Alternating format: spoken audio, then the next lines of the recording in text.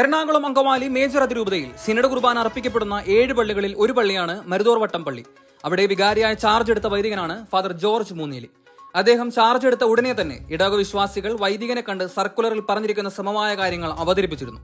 പക്ഷേ അതൊരു തീരുമാനമാകാതെ പോലീസ് ഇടപെട്ട് ചർച്ച നടത്തിയിരുന്നു. പോലീസ് അദ്ദേഹത്തോട് സർക്കുലറിൽ പറഞ്ഞിരിക്കുന്നതനുസരിച്ച് ഞായറാഴ്ചകളിൽ ഒരു ജനാഭിമുഖ കുർബാന അർപ്പിച്ച് പ്രശ്നം പരിഹരിക്കണം എന്നറിയിച്ചു. പക്ഷേ അദ്ദേഹത്തിന്റെ ഒപ്പം നിൽക്കുന്ന ട്രസ്റ്റിമാരും കൂട്ടരും പറഞ്ഞു സമ്മതിക്കില്ല എന്ന്. എന്നാൽ പോലീസ് വളരെ ശക്തമായ ഭാഷയിൽ പറഞ്ഞു, ഈ വിഷയത്തിൽ നിങ്ങൾ ഒരു ഒത്തുതീർപ്പ് കണ്ടെത്തിയില്ലെങ്കിൽ പള്ളി അടച്ചുപൂട്ടേണ്ട നടപടിയിലേക്ക് തങ്ങൾക്ക് കടക്കേണ്ടി വരും എന്ന് കൃത്യമായി മുന്നറിയിപ്പ് നൽകിയിരുന്നു.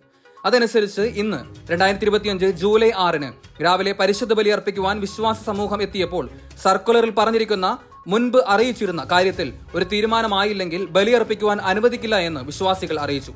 അതനുസരിച്ച് ഫാദർ ജോർജ് മൂന്നേലി ബലിയർപ്പിക്കാതെ മേടയിലേക്ക് തിരികെ പോയി. കുർബാന മുടങ്ങുകയും ചെയ്തു.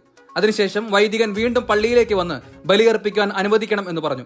വിശ്വാസികൾ ശക്തമായ ഭാഷയിൽ സാധിക്കില്ല എന്ന് പറഞ്ഞു. ഇതേ തുടർന്ന് പോലീസിന്റെ സാന്നിധ്യത്തിലുണ്ടായ ചർച്ചകൾക്ക് മുന്നോടിയായി വൈകുന്നേരം അൽമായ മുന്നേറ്റത്തിന്റെ നേതൃത്വത്തിൽ ഒരു പ്രതിഷേധ സംഗമം നടത്തുവാൻ തീരുമാനിച്ചിരുന്നു. കൂരിയായെ ബന്ധപ്പെട്ട് ഫൊറോന വികാരിയുമായി ഒരു ചർച്ചയിലേക്ക് കടക്കാം എന്ന് അറിയിച്ചതനുസരിച്ച് താൽക്കാലികമായി സമരം പിൻവലിച്ചു.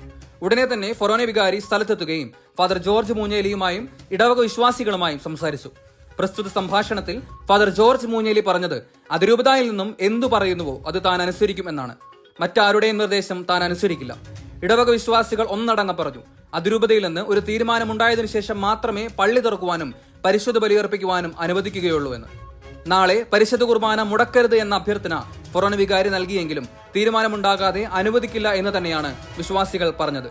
അതുകൊണ്ട് നിലവിൽ പള്ളി അടച്ചിട്ടിരിക്കുകയാണ്.